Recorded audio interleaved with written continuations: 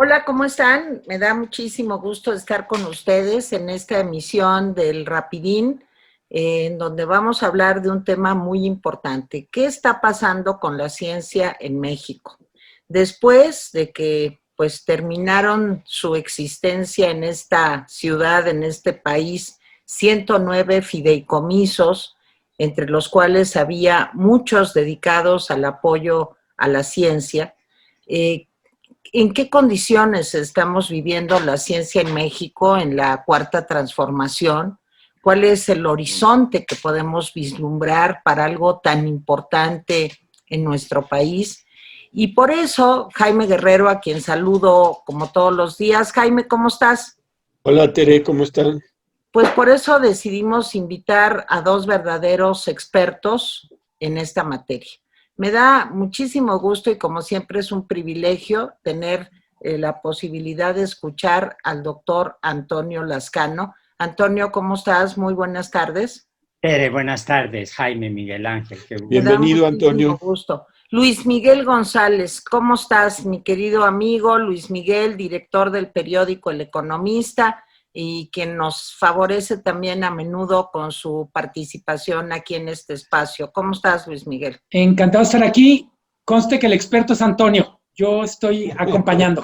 No, pero yo creo que aquí también las repercusiones económicas que puede tener esto para el país, qué significa esto para el futuro del desarrollo científico y tecnológico en México. Yo creo que la combinación del doctor Antonio Lascano y Luis Miguel González será muy afortunada el día de hoy, pues para que podamos comprender claramente qué está pasando.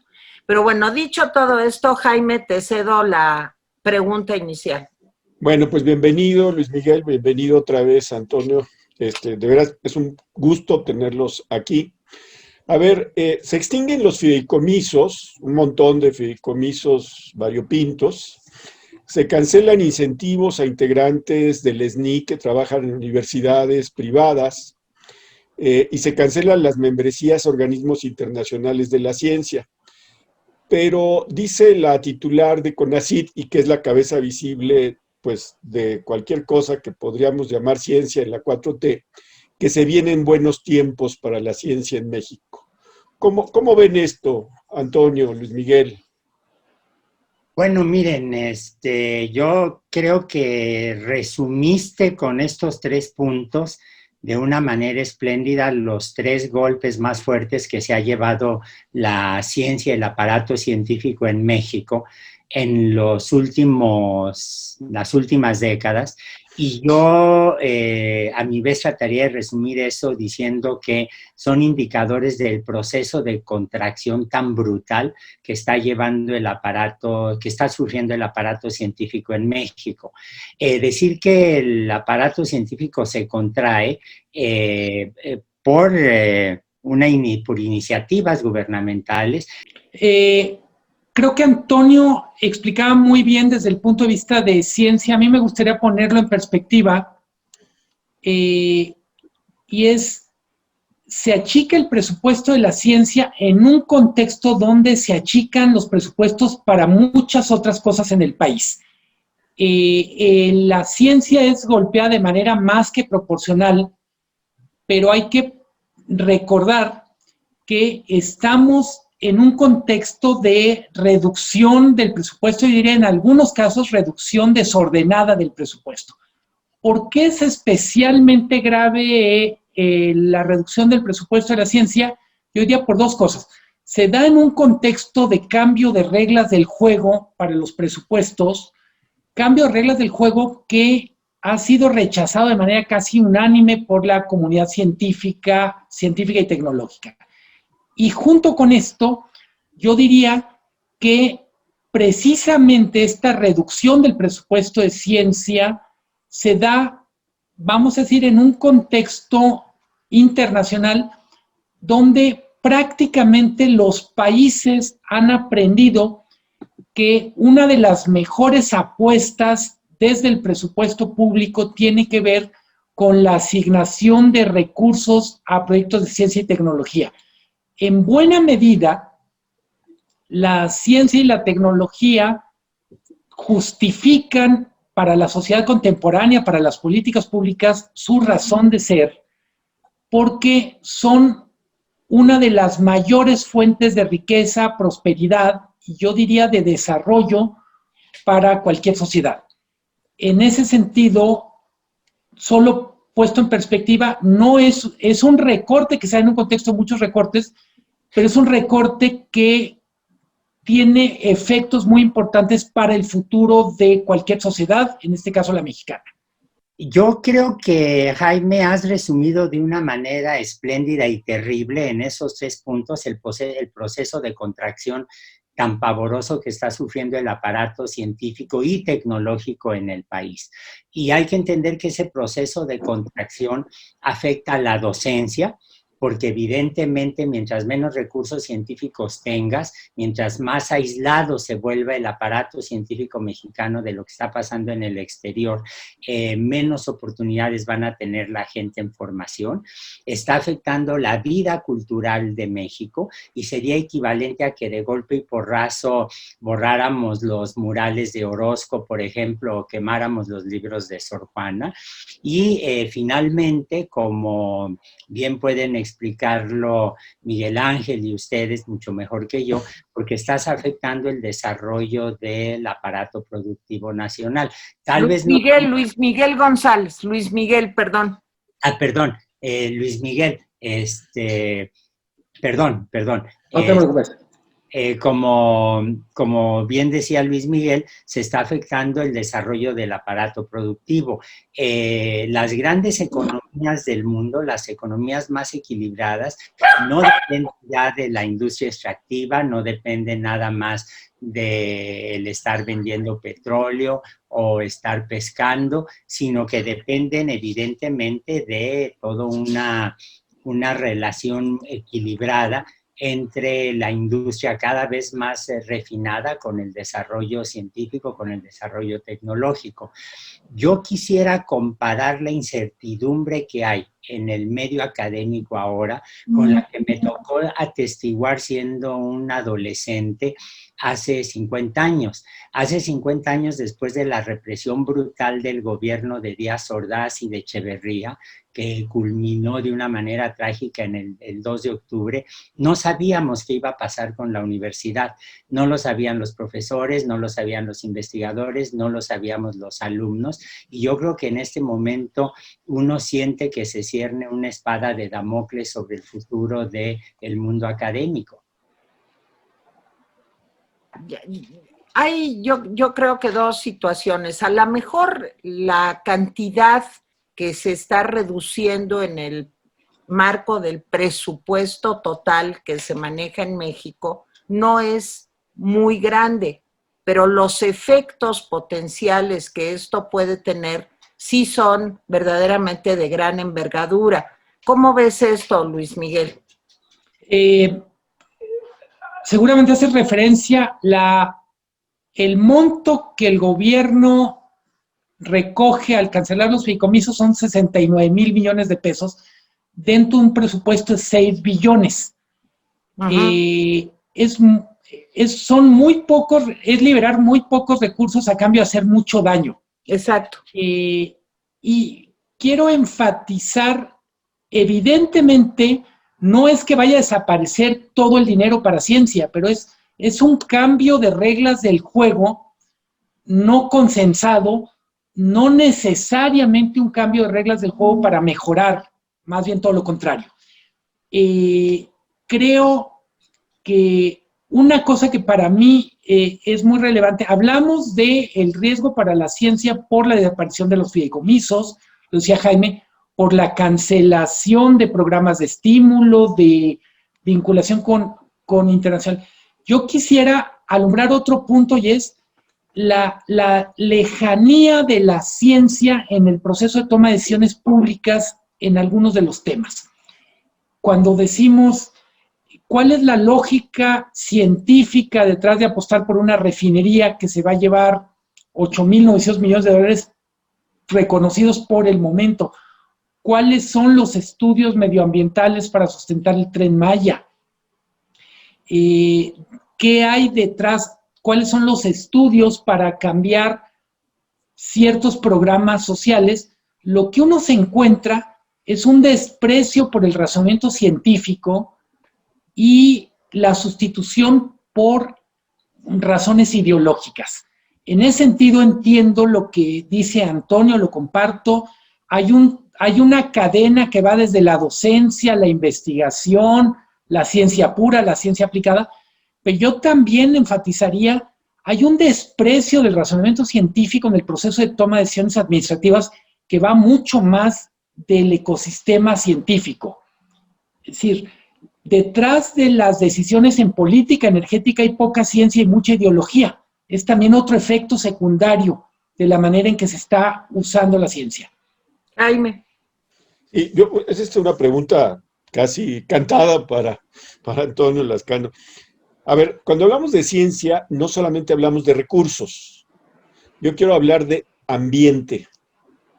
¿Sí? Decía Arthur Koestler que cuando cae Roma, los árabes se habían llevado conocimientos y ciencia, o sea, conocimientos en humanidades, en ciencia. Hay este libro de los, creo que lo dicen los sonámbulos, no lo recuerdo bien, pero sí, ahí dice sí. Eso. Y dice que se lo llevaron los árabes, dice, pero salvo algunos conocimientos desarrollados como el del álgebra, la ciencia, dice, avanzó poco. Dice, fue hasta su regreso a Occidente que recomenzó el desarrollo.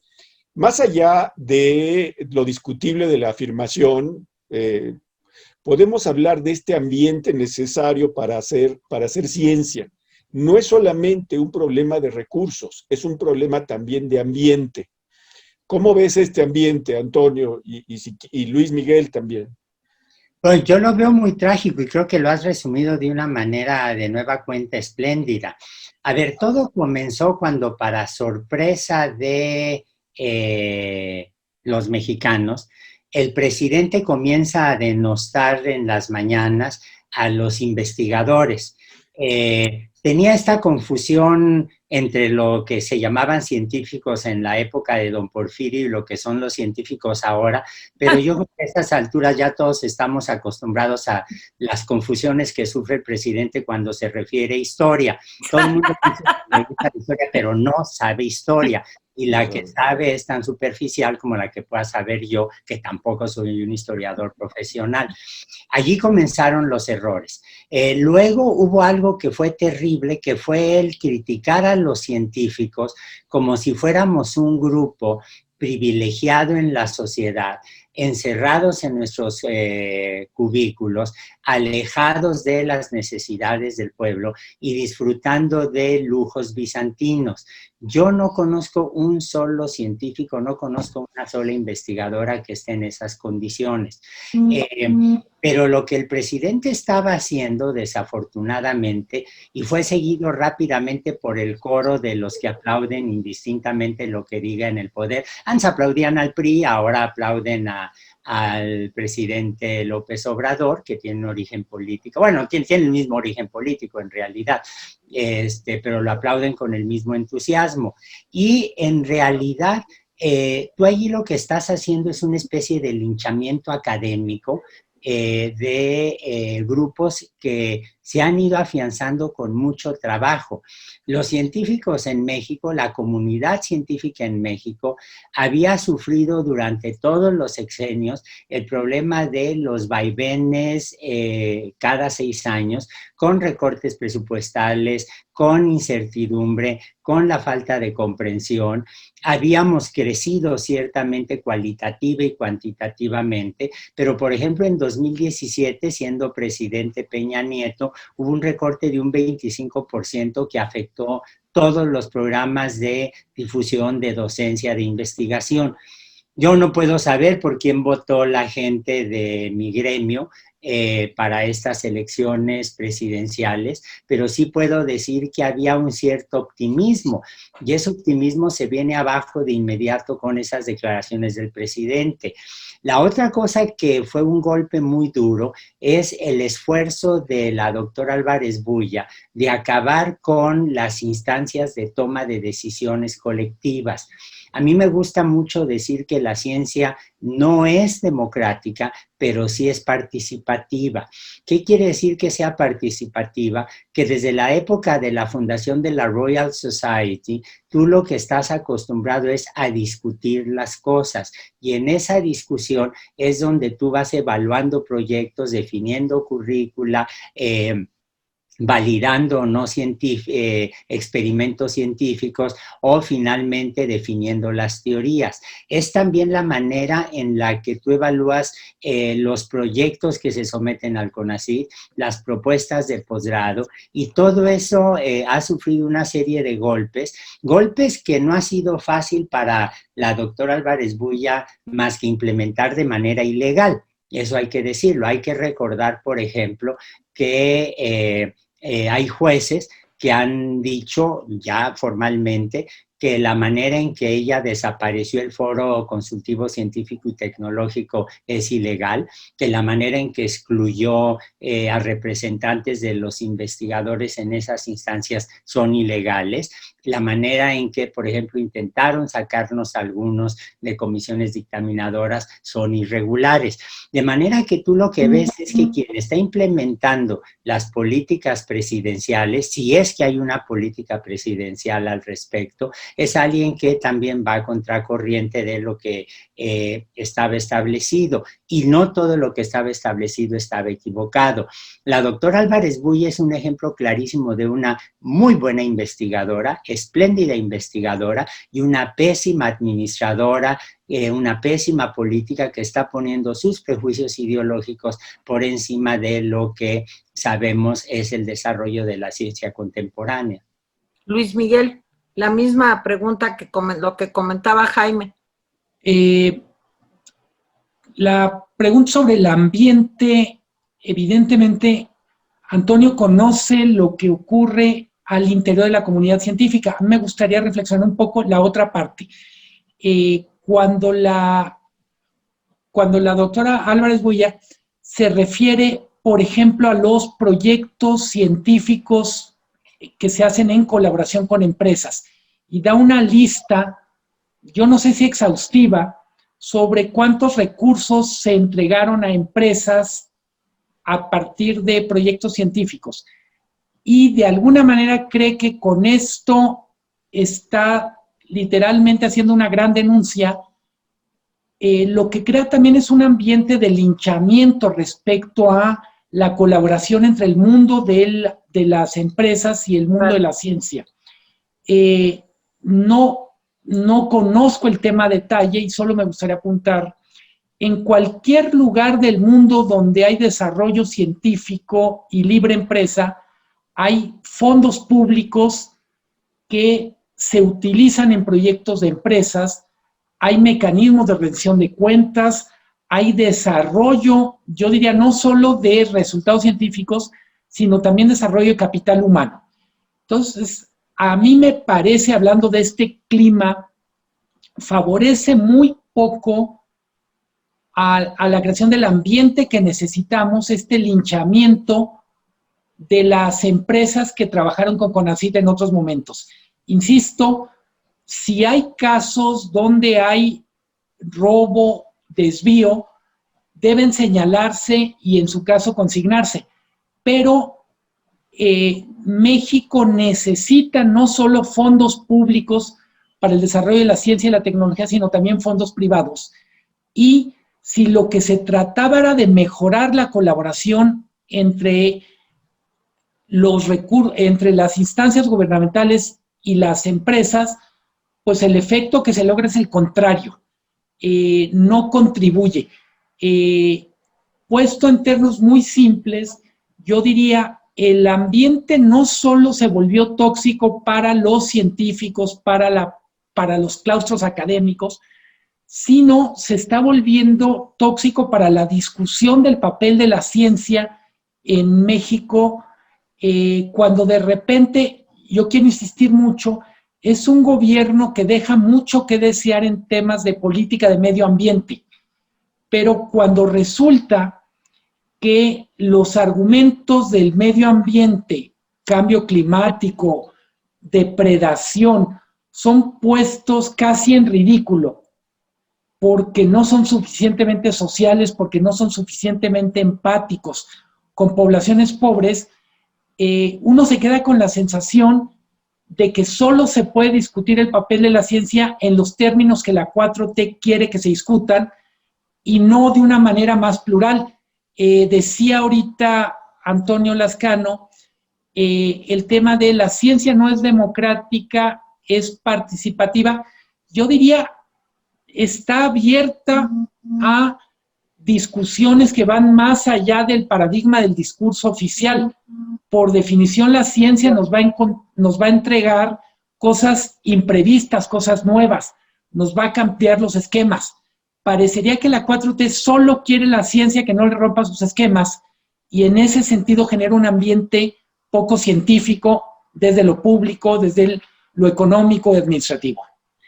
Antonio, yo no sé si será un prejuicio por mi historia personal, pero como que en el mundo, en la historia de la humanidad, cuando hay, digamos, gobiernos totalitarios, dictatoriales, en fin, cuando hay censura en todas las áreas del saber, del conocimiento, cuando la libertad de expresión no se respeta, surgen este tipo de movimientos también en contra del desarrollo científico. Estoy pensando en la Unión Soviética, estoy pensando en Venezuela, donde yo conocí de primera mano pues todos los problemas que se dieron ahí. ¿Sientes que México está transitando a ese camino? Y esto va directamente pues para ciertos proyectos de investigación que no sé si se han visto especialmente afectados por estos recortes económicos y por este ambiente que mencionaba Jaime, que creo que es muy importante. Mire, estás tocando un punto en el que no sé los demás colegas, pero yo sí tengo una inquietud enorme.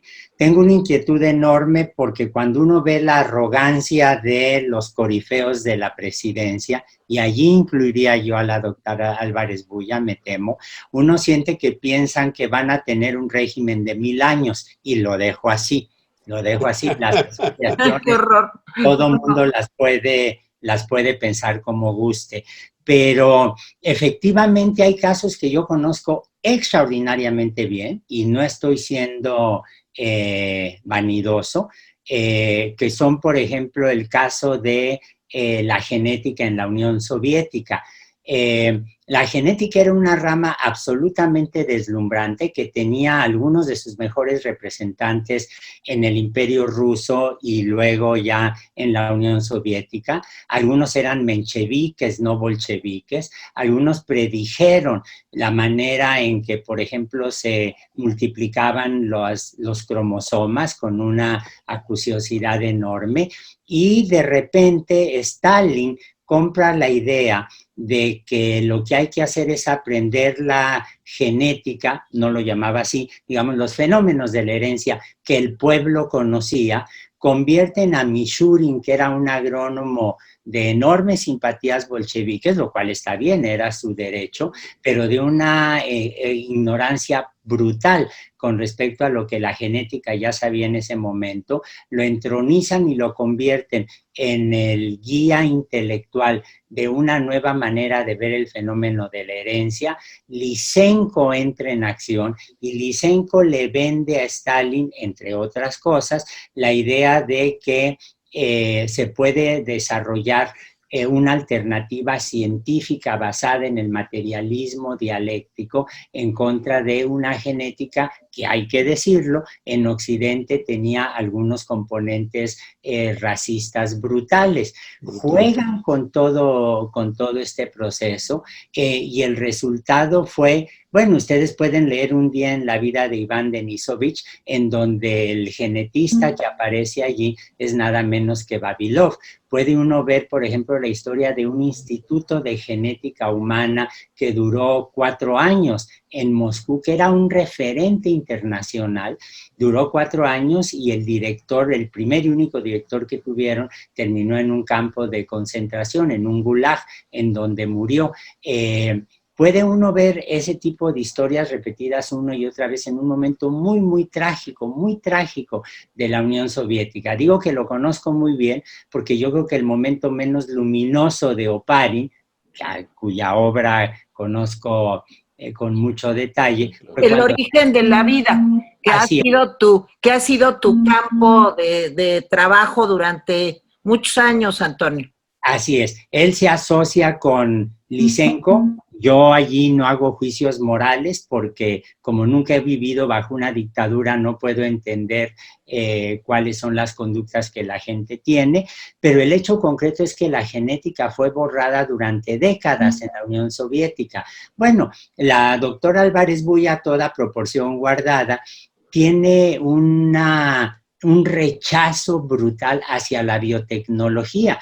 Y el hecho concreto es que en uno de sus últimos, iba a decir edictos, pero suenan casi así, ella desaparece la biotecnología como una rama del Sistema Nacional de Investigadores, claramente provoca un rechazo brutal entre estudiantes, profesores e investigadores y claramente se mueve en la penumbra de la ignorancia de la situación actual. Porque si estamos probando vacunas, si estamos desarrollando antivirales contra el COVID-19, es precisamente por la biotecnología. La doctora Álvarez Bulla defiende legítimamente, y yo creo que muchos coincidimos con eso, en la necesidad de preservar la diversidad biológica del país y en particular el maíz. Todos coincidimos con eso, es un recurso no solo biológico, sino también cultural, político, esencial para entender la historia de México, el presente de México, pero tú no puedes prescindir por tus prejuicios intelectuales, por tu desconocimiento tecnológico, de lo que es una herramienta esencial en la sociedad contemporánea. Jaime. Sí, bueno, hay muchos temas que se abrieron con la participación de ambos. Yo creo que vamos a tener que hacer otro programa porque, de veras... Miren, nos los robamos a los dos. Yo creo que la diferencia entre la Unión Soviética y la Alemania nazi es que dieron muchos estímulos para, digamos, para un desarrollo científico muy instrumental, o sea, muy orientado a ciertos aspectos de su economía, de su situación. Por ejemplo, el desarrollo de la aeronáutica en la Alemania nazi fue impresionante. O sea, en 6 años pasó de no tener una industria aeronáutica a tener tal vez la industria aeronáutica más importante que había en ese momento. Ese es un ejemplo. En el caso de la Unión Soviética, pues sí, se les atravesó Lysenko y las políticas verticales, pero en otros campos el desarrollo fue impresionante. Yo no veo eso ni en Venezuela ni en México, o sea, ni siquiera eso. Y regreso un poco a la cuestión de democracia, porque uno dice, ¿qué tiene que ver eso? Bueno, Carl Sagan, que además insistía mucho en ese tema, y Stephen Jay Gould, decían que la ciencia necesita la democracia, ¿sí? ¿Por qué? Dicen, porque solamente en ese contexto no te van a perseguir si sacas una conclusión, porque solamente en ese contexto puedes hacer intercambios en otros países sin que sospechen que eres un traidor o que estás traicionando a tu pueblo. Entonces, hay una cosa, hay gobiernos autoritarios que bajan la cortina y de plano no hay desarrollo. Yo creo, les pregunto a ustedes, que no estamos en una situación en la que se va a desarrollar algunos campos y otros no. Yo creo que estamos en donde se está bajando la cortina de los intercambios, de la parte democrática. Si Antonio un día dice, oye, pues a mí me parece que es importante desarrollar esto, o cualquier otro investigador, a lo mejor no, porque ya no hay reglas claras. Y sobre las reglas, sí me gustaría oír la opinión de Luis Miguel también, porque sí, los fideicomisos, miren, yo he insistido mucho con Tere, la mayor parte de los fideicomisos eran indefendibles, o sea, la mayor parte. Pero había fideicomisos que habían evolucionado, ¿sí?, a una situación en donde era más o menos claro o era claro cómo se daban los recursos. Pienso, por ejemplo, en el FONCA, pienso, por ejemplo, en el cine, pienso, por ejemplo, en otros campos. O sea, no todos eran iguales y ahora ya no hay reglas, ya no hay reglas. O sea, dice el presidente una y otra vez, se les va a dar recursos, sí, pero ¿quién lo va a decidir? ¿Quién va a decidir si Antonio Lascano tiene eso? O si Luis Miguel quiere hacer una película, ¿sí? Que yo puedo hacer yo, por cierto. Si Luis Miguel quiere hacer una película, ¿quién dice que él va a tener? A mí lo que me impresiona es que al otro día que el presidente dice va a haber recursos, sale un actor que es claramente partidario de la 4T, que dice voy a hacer una película así. O sea, en fin, entonces son dos cosas.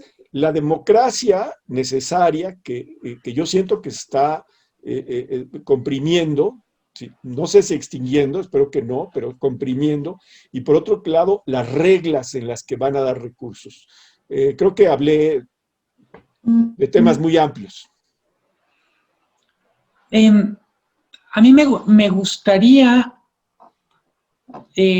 mencionar 4 casos, cuando menos paradigmáticos: la Alemania nazi, la Unión Soviética, luego aparece Venezuela ahí. Yo lo que diría es la circunstancia de México se parece más a la de Venezuela que a las otras dos, y no me refiero al chavismo, me refiero, estamos en otra liga en términos de desarrollo de ciencia. Y solo por decir lo obvio, México necesitaba ponerse al día, vamos a decir, vamos regresando el tiempo a 2018, 2015, si quieren, para quitarlo de connotaciones. México tenía menor inversión como proporción del PIB para ciencia y tecnología respecto a los países que han dado el brinco de países de desarrollo medio a países que han dado el brinco. Me refiero, por ejemplo, a Corea del Sur, me refiero, por ejemplo, a Israel. Puesto en términos de números, México no llega al 1% del PIB, Corea del Sur, Israel están alrededor del 4% del PIB. Cuando decimos una baja proporción del PIB, voy a usar un término un poco sangrón, pero la capilaridad. Es decir, no solo es que invirtiéramos poco, es la ciencia, el pensamiento científico estaba poco arraigado, poco, digamos, no formaba parte de muchos ecosistemas en nuestro país. Ser científico, científica, no es una aspiración de una niña, de un niño mexicano típico. En buena medida a mí lo que me preocupa no es que no tengamos ejemplos excepcionales de científicos como Antonio Lascano, pero vamos a decirlo, eran excepciones dentro de un sistema de pensamiento social, de una cultura donde la ciencia era muy lejana a la vida cotidiana, era muy lejana al hacer de las empresas. ¿Por qué quiero enfatizar esto? En buena medida, yo veo, no solo es lo que está desmantelando la 4T, sino lo que están haciendo otros países a los que nosotros miramos que podríamos imitar. En ese sentido, parecería que estamos escogiendo malos ejemplos a imitar, estamos dejando de lado ejemplos que podrían enseñarnos más.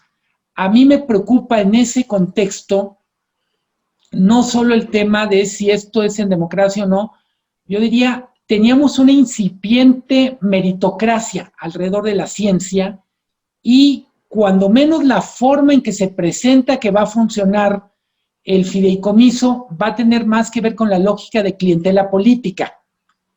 Si no era suficientemente meritocrático el sistema de los fideicomisos, la solución natural sería transitar a corregirlo para que quien tiene méritos consiga los recursos, quien no los tiene, pues se ponga las pilas. En ese sentido me parece que es un gigantesco paso atrás donde pasamos de veredictos o de diagnósticos, dictámenes hechos por pares a dictámenes hechos por altos funcionarios que van a tener más incentivos políticos.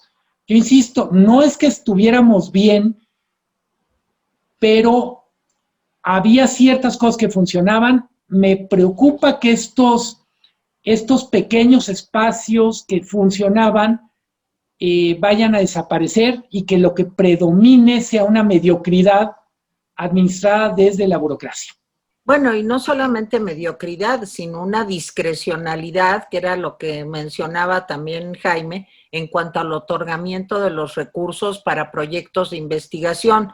Yo lo que me pregunto, Antonio, se han levantado muchas voces. La comunidad científica del CINVESTAB, el CIDE, muchos institutos de investigación de distintos estados de la República, el apoyo de 700 científicos de Yale, de Oxford, de Princeton, o sea, tú dime de qué gran universidad del mundo, levantaron la voz también para decir que era pues totalmente desafortunada la decisión de cancelar los fideicomisos.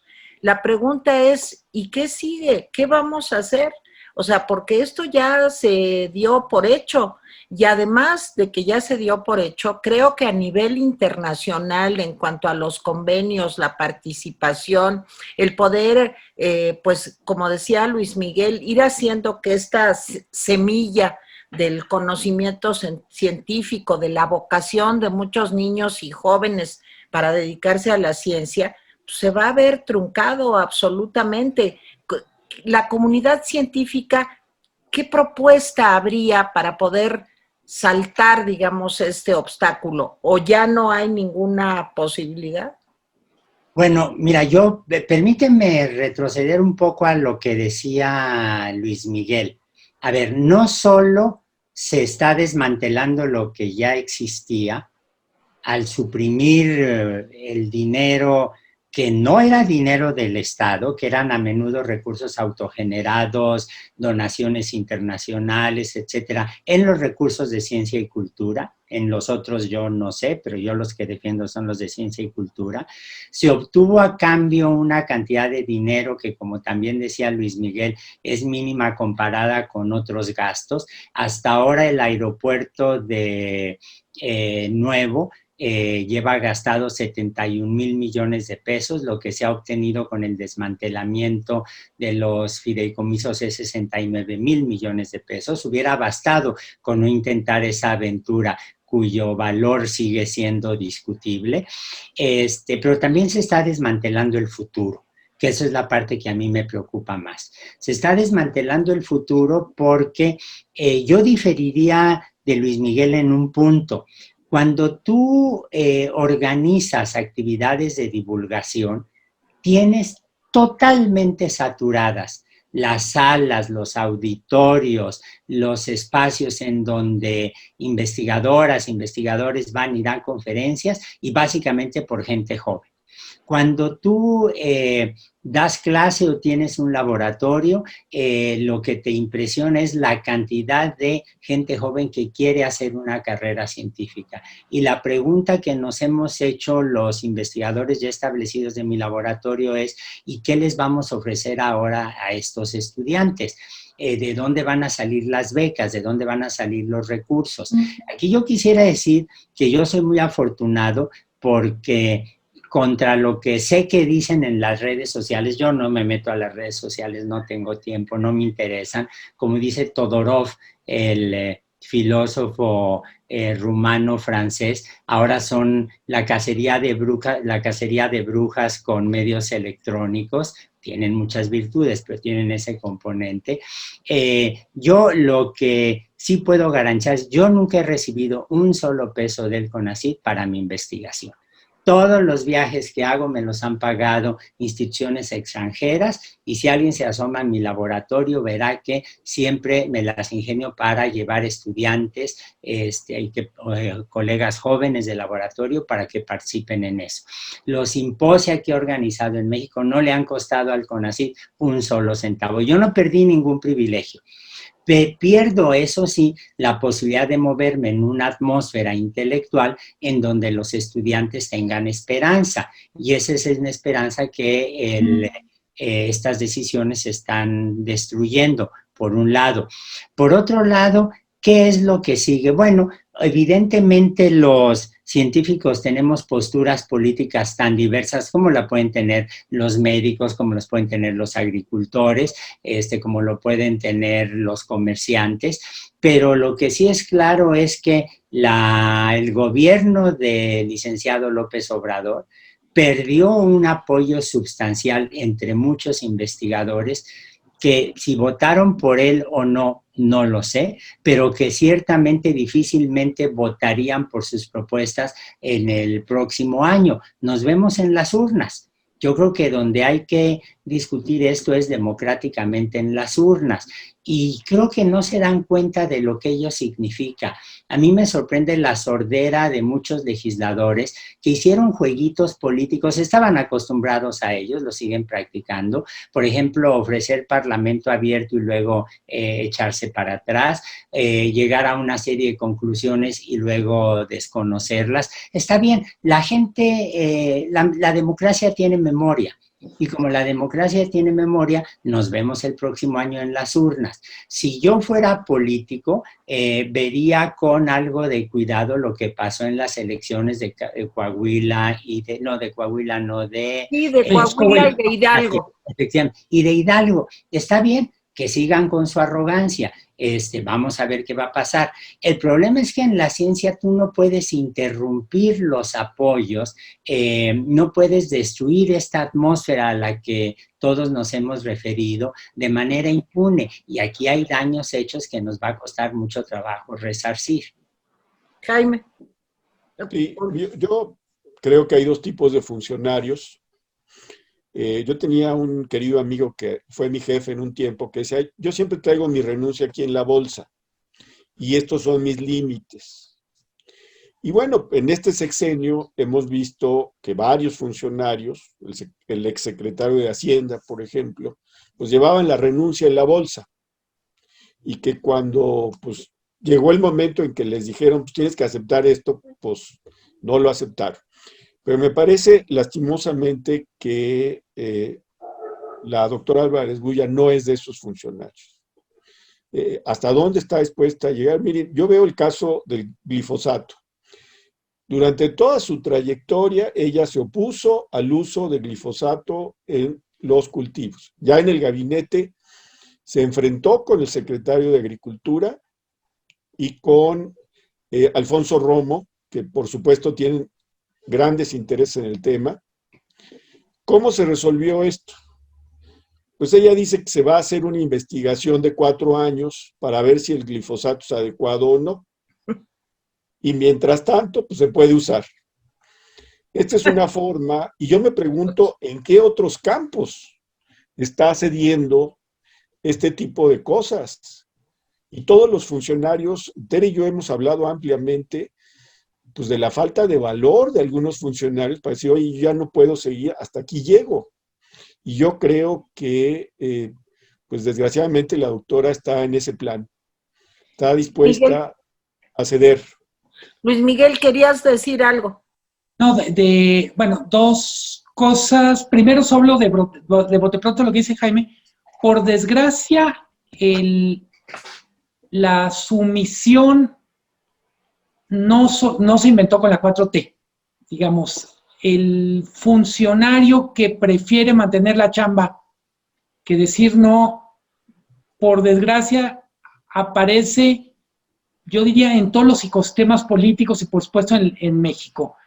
Pero quería, un poco cuando preguntabas lo de qué es lo que sigue, yo diría, hay la pretensión de que México puede detener el tiempo o regresarlo, o que simplemente tiene suficiente fuerza para cambiar el rumbo de las cosas.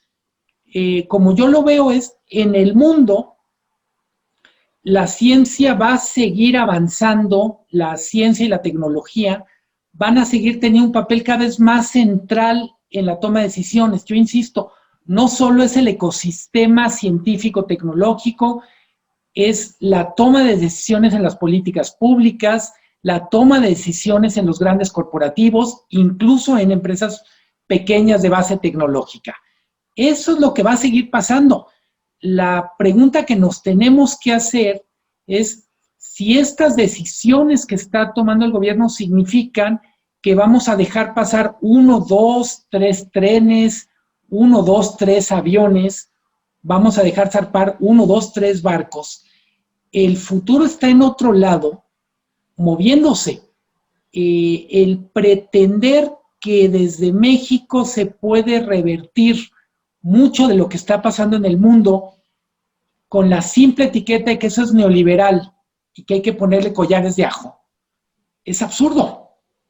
O sea, me parece que una de las consecuencias más terribles, lo dice Antonio Lascano, lo dice Jaime, es como esta pérdida de contacto con el mundo externo, que insisto, afortunadamente no vale para todos y todas, no vale para todas las ciencias, no vale para todas las investigaciones, pero que por desgracia va a afectar a las mayorías.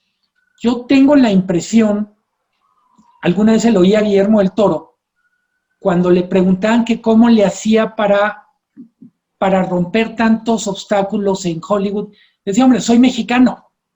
Yo empecé rompiendo obstáculos desde muy chiquito y sé cómo hacerle. O sea, cuando me dicen que hay obstáculos en Hollywood, decía Guillermo del Toro, me acuerdo cómo funcionaba Guadalajara, decía, ahí sí tenía problemas. Lo que quiero decir es, doy por hecho que va a haber gente que va a poder hacer cosas a pesar de todos los obstáculos, a pesar de estar con el viento en contra, con pocos recursos. Doy por hecho que la gente excepcional va a poder. El problema, sí pienso, es para la mayoría, vamos a decir, investigadores promedio, la cosa se pone muy complicada y lo sabemos, en cualquier actividad se necesita una masa crítica suficientemente grande para hacer que las cosas pasen. No nos basta con tener genios, aunque fueran 1 docena, 2 docenas. Me preocupa mucho esto de sentir que México está moviéndose en un camino paralelo, en una realidad paralela a lo que está pasando en el mundo. Insisto, evidentemente había muchas cosas que corregir, evidentemente hay cosas que el mundo no está haciendo bien, pero también hay muchas maneras de corregir sin tener que voltear a 1970 como modelo. Yo no quisiera que nos despidiéramos sin preguntarte, Antonio, ¿qué papel juega en todo esto la superchería? Porque parece ser que es el sello de todos los populistas.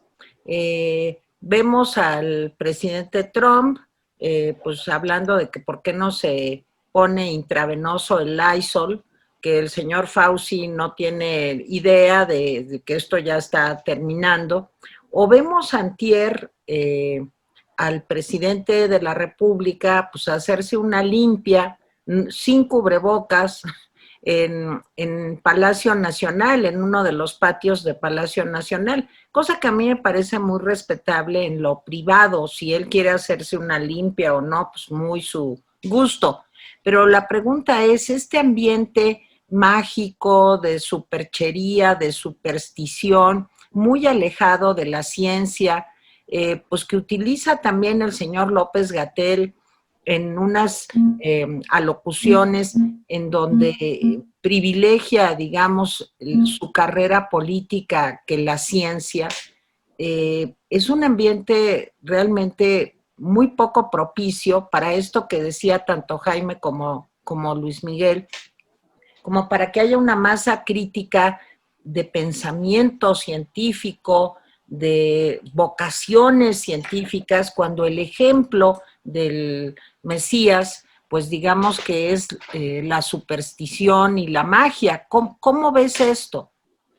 Mira, estás tocando un punto en el que yo soy muy sensible, porque yo me temo que se están utilizando rituales que ni son tan ancestrales, conceptos que son muy discutibles, como la de pueblos originarios. Los mexicanos somos mestizos y lo que tenemos que darnos cuenta es que hay un grupo étnico, que es el de los indígenas, que son los menos privilegiados, y tenemos que desarrollar mecanismos de justicia para que tengan acceso a la medicina, a la educación, a la alimentación, a los derechos que todos los mexicanos debemos tener, y no usarlos como mera decoración.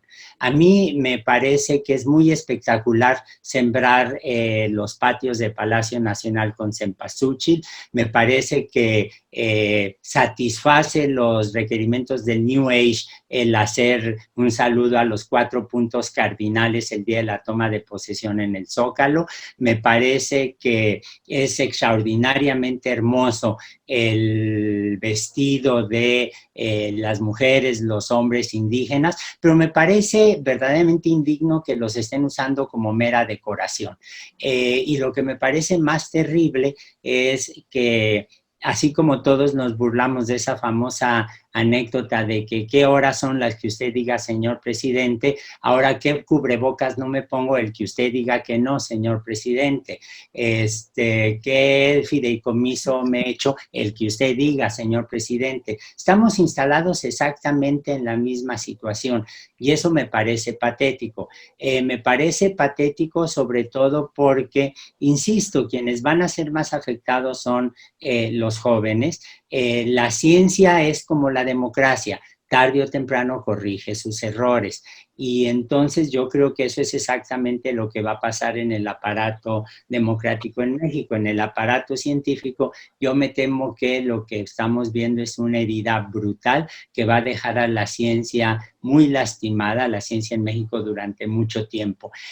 Lo que el presidente no termina de entender, aparentemente, la frase no es mía, es que un estadista tiene que tener una cosmovisión que vaya más allá de Macuspana, que el mundo es un mundo de enormes intercambios, de una riqueza intelectual extraordinaria, que los mexicanos tenemos exactamente la misma capacidad que cualquier otra nación del mundo para participar de una manera adecuada, reconocida en ese concierto científico, y al menos en el caso de la ciencia creo que el golpe que se ha llevado es a todas luces injustificada. Los científicos no dijimos que era la hora que el presidente quisiera. Luis Miguel, ¿querías comentar algo? De manera muy breve, cuando pensamos en este papel de el pensamiento mágico, la superchería, obviamente aplica en una emergencia sanitaria esta reflexión, esta preocupación para temas como el uso de cubrebocas. Pero a mí me gustaría enfatizar, está pasando en las ciencias sociales, en las ciencias económicas, digamos, este rechazo en bloque a lo que se conoce como neoliberalismo está lleno de pensamiento mágico. En primer lugar, no existe el neoliberalismo como una especie de bloque sólido donde todos piensen igual. Hay errores yo diría, de arrogancia de economistas neoliberales, pero también hay verdades de a kilo o de a tonelada que nos deja el neoliberalismo y tiene que ver con algo que decían Jaime, que decías tú, que decía Antonio, y es la prosperidad económica tiene una relación directa con las libertades. Es decir, podemos discutir si todo lo que se llama las libertades son las que se necesitan, si nos hicieron falta incluir más gente, que por supuesto que estoy de acuerdo con eso, pero cuando uno ve la manera en que se está descartando en bloque buena parte de lo que es el pensamiento económico, vamos a decirlo de manera muy simple, de derecha, hay una cantidad de disparates que equivalen a pensamiento mágico. Yo diría, no lo han mencionado, y me parece muy importante, una de las primeras acciones en materia de divulgación científica que hizo este gobierno fue la desaparición del trimestre económico. Es una publicación que tenía 75 años de vida, nace antes que el Fondo de Cultura Económica, y básicamente el argumento es que era una trinchera neoliberal. no había una crítica al trabajo hecho, no había una descalificación en lo personal ni por deshonestidad de la gente que integraba el consejo académico de la revista. Simplemente el gobierno no tiene por qué financiar una revista que es neoliberal. Fue una señal prácticamente en el primer bimestre de gobierno que creo que no tomamos suficientemente en serio. Insisto, independientemente en qué lugar se ubique uno en el espectro, hay maneras de reconocer las ideas del otro de una manera que no vaya una especie de querencia comodona de pensamiento mágico. Me parece que muchas de las cosas que apunta Antonio respecto al pensamiento científico de ciencias naturales está ocurriendo en la discusión sobre ciencia económica. Insisto, no se trata de defender todo lo que dicen los economistas llamados neoliberales, pero tampoco se trata de tirarlos a la basura. Jaime, un comentario, una pregunta final a nuestros invitados. Pues más que pregunta, agradecerles a los dos, a Antonio y a Luis Miguel. Yo diría que tengo la idea de que, voy a usar una frase que se oye muy dura, pero creo que estamos pudriendo el futuro. Una de las conversaciones que más tengo con mi hija Siobhan es sobre la preocupación que ella tiene, que seguramente Antonio también tiene y muchos otros, los que dan clases. Dice mi hija, es que yo tengo muchos alumnos que aspiran a ser doctores en biología, en otras ramas, y no tienen posibilidades económicas. Y ahora tampoco tienen las posibilidades de tener beca, porque se cortaron todos los recursos para beca. Y entonces estamos pudriendo el futuro cuando le decimos a un alumno talentoso que no puede seguir estudiando por eso. El año pasado, una chica que aspiraba a un doctorado me dio clases de estadística, muy talentosa, y pues no puede seguir estudiando porque no tiene recursos, porque no hay recursos. Creo que me quedo con la idea terrible de que una de las partes que peor puede hacerle a un país es pudrir el futuro, diciéndole a las chicas y chicos que no pueden seguir porque el presidente no cree en la calidad educativa, no cree en el esfuerzo. Entonces, no es una pregunta, es un comentario final y mi agradecimiento a los dos. Un comentario final, Antonio, Luis Miguel, breve.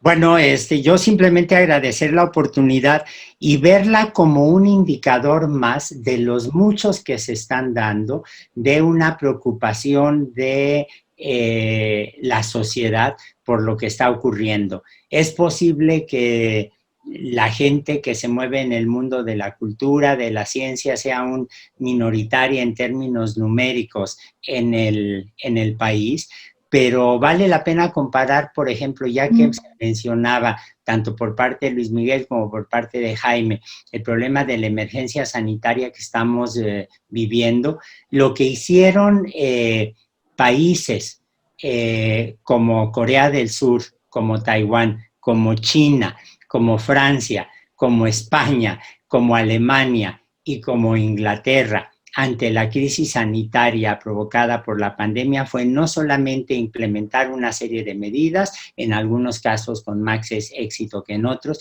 sino también inversiones enormes en laboratorios, en becas, en posiciones. Por ejemplo, Canadá decidió que le iba a dar a los postdoctorados, les iban a dar puestos definitivos para que pudieran incorporarse al aparato científico. Eso es algo que en México es un sueño que prácticamente ha acabado con él el gobierno de López Obrador. Luis Miguel. Quiero retomar una frase que dijo Antonio Lascano para cerrar con una especie de tono más optimista. Decía él, en la democracia y en la ciencia los errores se corrigen.